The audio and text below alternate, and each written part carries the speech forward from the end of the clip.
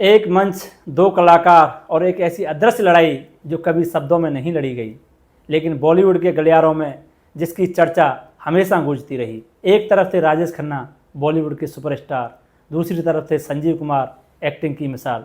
आज दोनों नहीं हैं, लेकिन उनकी फिल्में, उनके किरदार और उनके बीच की ये अनकही जंग आज भी जिंदा है।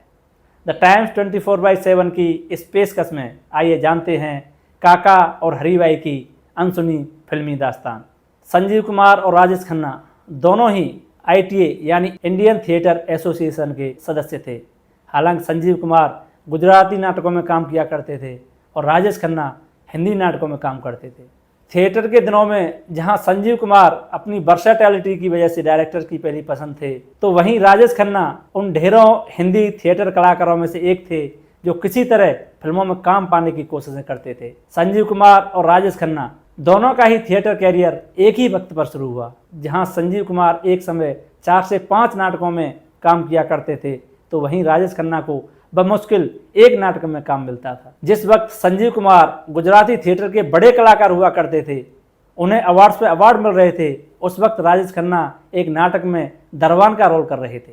राजेश खन्ना संजीव कुमार को बहुत अच्छी तरह जानते थे, संजीव कुमार भी राजेश खन्ना को पहचानते थे। जब राजेश खन्ना को पहली बार एक कॉलेज फेस्टिवल के अवार्ड में उनके नाटक और दिया बुझ जाए के लिए बेस्ट एक्टर का अवार्ड मिला, तो उन्होंने खुशी में एक पार्टी ऑर्गेनाइज की। राजेश खन्ना ने पार्टी में संजीव कुमार को भी इनवाइट किया। हालांकि संजीव कुमार राजेश खन्ना की उस पार्टी में शरीक नहीं हुए। संजीव कुमार और राजेश खन्ना दोनों के ही कैरियर में एक नोटेबल बात जो थी वो ये कि वैसे तो संजीव कुमार को राजेश खन्ना से काफ़ी पहले से ही फिल्मों के ऑफर्स मिलने शुरू हो गए थे, लेकिन फिर भी संजीव कुमार को थिएटर कैरियर शुरू करने के बाद 5 साल का वक्त लग गया फिल्म कैरियर शुरू करने में, जबकि राजेश खन्ना महज 2 साल के थिएटर कैरियर के बाद फिल्मों में आ गए थे। दोनों में एक फ़र्क ये भी था कि जहां संजीव कुमार संघर्ष के अपने दिनों में सफ़ेद कुर्ता पजामा पहनकर फिल्मों में काम मांगने जाया करते थे, तो वहीं राजेश खन्ना जो एक मजबूत बैकग्राउंड से ताल्लुक़ रखते थे, वो अपनी कार में ऑडिशन देने जाया करते थे।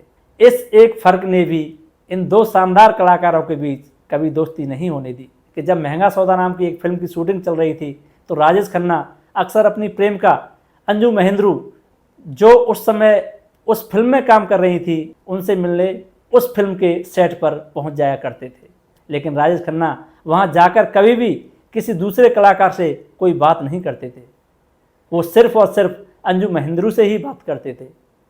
उस फिल्म में संजीव कुमार भी थे, जाहिर है राजेश खन्ना ने उनसे भी उस फिल्म के सेट पर कभी कोई बात नहीं की। संजीव कुमार और उस फिल्म के बाकी कलाकारों को राजेश खन्ना का ये अंदाज जरा भी पसंद नहीं आया। सब राजेश खन्ना को घमंडी कहने लगे और उन सब में संजीव कुमार भी थे। DNA में छपी एक रिपोर्ट के मुताबिक अंजू महेंद्रू और संजीव कुमार के बीच भी बढ़िया दोस्ती थी और कई दफ़ा राजेश खन्ना और अंजू महेंद्रू के बीच संजीव कुमार को लेकर लड़ाई भी हो जाती थी। राजेश खन्ना को शक होने लगा था अंजू महेंद्रू संजीव कुमार के साथ रोमांटिक रिलेशन में है। अंजू राजेश खन्ना को काफ़ी समझाती थी कि संजीव कुमार से उनकी सिर्फ दोस्ती है और कुछ नहीं, लेकिन राजेश खन्ना का ये शक कभी दूर नहीं हुआ। संजीव कुमार को जब राजेश खन्ना की इस आदत का पता चला, तो उन्होंने अंजू को चेताया कि ऐसे सखी आदमी के साथ उनका जीवन काफ़ी मुश्किलों भरा हो सकता है, जो कि हुआ भी और आगे चलकर अंजू महेंद्रू और राजेश खन्ना के रिश्ते का दर्दनाक अंत हुआ। फिल्म इंडस्ट्री से जुड़े लोग साल 1969 में उस वक्त हैरान रह गए जब जीपी सिप्पी की फिल्म बंधन में राजेश खन्ना और संजीव कुमार साथ नजर आए और उस फिल्म में अंजू महेंद्रू भी थी। एक दूसरे के एकदम अपोजिट होते हुए भी दोनों ने एकदम प्रोफेशनल तरीके से काम किया और फिल्म बिना किसी परेशानी या विवाद के पूरी हो गई। गुजरते वक्त के साथ राजेश खन्ना एक के बाद एक बड़ी हिट फिल्में देकर भारत के पहले सुपरस्टार बन गए। वहीं संजीव कुमार भी अपनी एक्टिंग कैपेबिलिटीज़ की वजह से कई फिल्मों में अपने शानदार काम के लिए तारीफ़ें बटोरने में कामयाब रहे। जब राजेश खन्ना रोमांटिक जोन की फिल्मों में टाइप कास्ट हो गए, तो वहीं संजीव कुमार ने अलग अलग और तरह तरह के किरदार निभाकर खुद को एक वर्सेटाइल एक्टर के तौर पर स्थापित कर लिया। राजेश खन्ना और संजीव कुमार की अघोषित प्रतिद्वंद्विता की एक मिसाल हमें साल 1971 में आई फिल्म आनंद से भी मिलती है। आनंद फिल्म के डायरेक्टर थे ऋषिकेश मुखर्जी। पहले ऋषिकेश मुखर्जी ये फिल्म सन 1960 में बनाने वाले थे।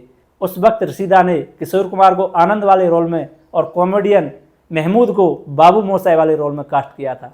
लेकिन किसी बात को लेकर किशोरदा और रशीदा के बीच लड़ाई हो गई और किशोरदा ने ये फिल्म छोड़ दी। और चूंकि किशोरदा और महमूद के बीच बढ़िया दोस्ती थी, तो किशोरदा के फिल्म छोड़ने के कुछ दिन बाद ही महमूद ने भी ये फिल्म छोड़ने का ऐलान कर दिया और आखिरकार उस वक्त आनंद फिल्म डब्बाबंद हो गई। अपनी biography Mahmood a man of many moods में कॉमेडियन महमूद ने इस घटना का जिक्र करते हुए कहा था कि मुझे पता नहीं चल पाया कि किशोरदा और रशीदा के बीच किस बात को लेकर लड़ाई हुई है। मैंने सिर्फ किशोरदा की मोहब्बत के चलते वो फिल्म छोड़ी थी। अगर मुझे पता होता कि लड़ाई क्यों हुई है तो मैं किशोरदा को मनाने की कोशिश ज़रूर करता। बहरहाल सालों बाद जब राजेश खन्ना को पता चला कि रशीदा आनंद फिल्म को दोबारा शुरू करने की प्लानिंग कर रहे हैं, तो राजेश खन्ना उनके पास आनंद का किरदार मांगने पहुंचे। और चूंकि इस वक्त तक राजेश खन्ना सुपरस्टार बन चुके थे, तो रशीदा और प्रोड्यूसर एनसी सिप्पी ने बिना देर किए राजेश खन्ना को आनंद के किरदार के लिए साइन कर लिया। बाबू मोशाय के रोल के लिए रशीदा संजीव कुमार को साइन करने की प्लानिंग कर रहे थे।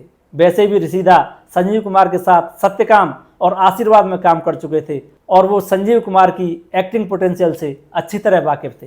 रशीदा ने जब संजीव कुमार को इस फिल्म में कास्ट करने वाली बात राजेश खन्ना को बताई तो राजेश खन्ना टेंशन में आ गए। राजेश खन्ना जानते थे कि अगर संजीव कुमार ने आनंद में बाबू मोशाय का रोल निभाया तो काफ़ी क्रेडिट वो अपने नाम कर लेंगे। राजेश खन्ना की टेंशन के बारे में जब रशीदा को पता चला तो उन्होंने संजीव कुमार की जगह न्यू कमर अमिताभ बच्चन को बाबू मोशाय के रोल में ले लिया। इस तरह ये पहला मौका रहा जब संजीव कुमार के लिए प्लान किया गया रोल अमिताभ बच्चन को मिला। इसके बाद साल 1973 में आई सौदागर फिल्म में भी लीड रोल संजीव कुमार की जगह अमिताभ बच्चन को मिला था। खैर, वापस राजेश खन्ना और संजीव कुमार की कहानी पर आते हैं। आनंद वाली इस घटना के बाद एक इंटरव्यू में अंजू महेंद्रू ने इस बात को स्वीकार किया था कि राजेश खन्ना हमेशा संजीव कुमार के सामने काफ़ी इनसिक्योर फील करते थे। लेखक सागर सरहदी ने भी इस बात की तस्दीक की थी और लगभग पूरी फिल्म इंडस्ट्री जानती थी कि राजेश खन्ना और संजीव कुमार के बीच एक टसल हमेशा चलती रहती है। राजेश खन्ना संजीव कुमार को लेकर कितने इनसिक्योर थे, इसकी एक वानगी कुछ इस तरह से मिलती है कि एक दफ़ा लेखक सलीम खान ने अपने किसी इंटरव्यू में संजीव कुमार की तारीफ की थी और उन्हें अपने दौर का बेस्ट एक्टर कह दिया था। सलीम खान का वो इंटरव्यू एक मैगजीन में छपा था जिसे राजेश खन्ना ने भी पढ़ा। ये वो वक्त था जब सलीम जावेद की जोड़ी राजेश खन्ना के सबसे करीबी लोगों में शुमार होती थी। सलीम खान लगभग हर दिन राजेश खन्ना से मिलने उनके बंगले आशीर्वाद पर जाया करते थे। एक दिन जब सलीम खान राजेश खन्ना से मिलने उनके बंगले आशीर्वाद पहुंचे तो गेट के पास ही राजेश खन्ना उन्हें मिल गए। राजेश खन्ना उस वक्त बड़े स्टाइल में अपनी कार के बोनट पर बैठे थे और उनके हाथ में वही मैगजीन थी जिसमें सलीम खान का वो इंटरव्यू छपा था जिसमें उन्होंने संजीव कुमार की तारीफ की थी। राजेश खन्ना ने सलीम खान से पूछा, क्या तुमने सच में संजीव कुमार की तारीफ की है? सलीम खान ने कहा कि हाँ। राजेश खन्ना ने सलीम से पूछा, क्या तुम्हें लगता है कि संजीव कुमार मुझसे भी ज़्यादा अच्छा एक्टर है? अब तक राजेश खन्ना काफ़ी अपसेट हो चुके थे और उनकी नाराज़गी उनके चेहरे पर साफ जाहिर हो रही थी। सलीम खान ने उन्हें समझाने की कोशिश की कि संजीव कुमार एक खास स्टाइल में परफेक्ट हैं और उस स्टाइल में उनसे बेहतर कोई नहीं है, लेकिन इसका मतलब ये कतई नहीं है कि राजेश खन्ना संजीव कुमार से कमतर एक्टर हैं। राजेश खन्ना को सलीम खान की ये सफाई पसंद नहीं आई और उस दिन पहली दफ़ा राजेश खन्ना ने सलीम खान को घर के अंदर नहीं बुलाया। वो खुद ही एक शूट के लिए वहाँ से निकल गए।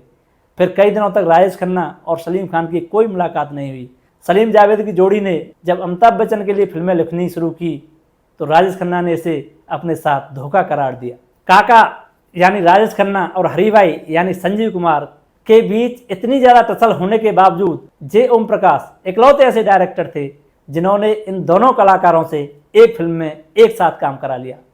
वैसे तो संजीव कुमार और राजेश खन्ना बंधन में पहले भी काम कर चुके थे, लेकिन बंधन के बाद इन दोनों का रिलेशन खराब हो गया था, इसलिए किसी को नहीं लगता था कि अब कभी भी इन दोनों कलाकारों को एक साथ देखा जा सकता है। मगर जब जे ओम प्रकाश मेहरा राजेश खन्ना के पास अपनी फिल्म आपकी कसम की स्क्रिप्ट लेकर गए और उन्होंने बताया कि सेकंड लीड के लिए संजीव कुमार को कास्ट करने की प्लानिंग है, तो राजेश खन्ना ने स्क्रिप्ट सुनने के बाद इस फिल्म में काम करने के लिए हामी भर दी।